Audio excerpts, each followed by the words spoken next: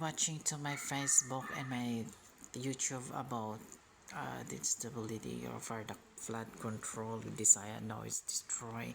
But here 36 road about Cabral na suicide daw. So let me explain about suicide. For time for this to seek the woman and all of personal speech. No camera, no CCTV. A new lot for bugs and mobile to car and the drivers, di ba? So, tendency pwede yung gawin sa nagsisuicide. No information because sick, whatever, that final along process for that final along pag uh, habang buhay sa kulungan. Ito si Cabral na nag-suicide sa Benguet papunta ng Baguio. So, ito sentence for police. Yung police proof of a crime.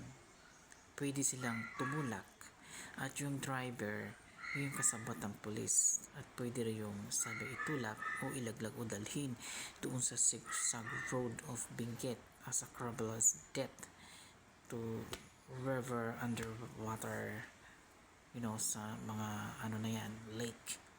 Tapos yung pinagtanungan niya sa gasoline, whatever, in hotel, lahat yun magkakasabot kasi about investigate, no autopsy about the family or whatever the problem, the in the Cabral ayaw siya payakan.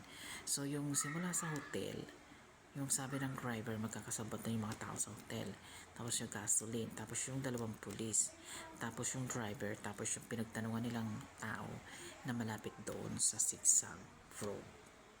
Kasi bawat sentence to deliver to death or whatever going to sick a woman or people going to what you're going to sick.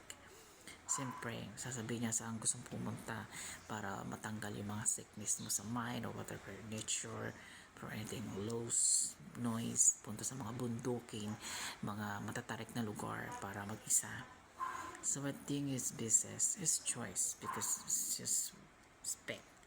Pero ang tanong, the choice nila because he's a speak our politician and senator kung sinong tinuturo at sino ang talaga ang naggastos sa flood control o si Cabra talaga ang naggastos kung siya ang naggastos sa flood control, kaya siya nagpakamatay dahil siya naggastos at hindi nabalik dahil naggastos. So what the reason why, what the problem is no information about this area. No CCTV the zigzag road Benguet na pinagkamatayan ni Cabral at bakit iniwan ang kanyang mga bag sa car.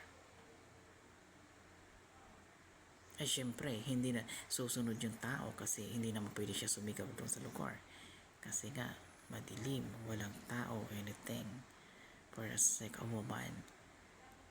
Dalawa ang sagot dun, pwede siya mag-suicide, pwede siyang tinulak at to kill para mamatay, para hindi magkapagsalita sa court for long process about the flood control. Okay? So, imbestigahan for you during the death and this December, kahapon ba namatay? Ngayon ko lang na-watch for news. So, follow to my YouTube channel. Thank you.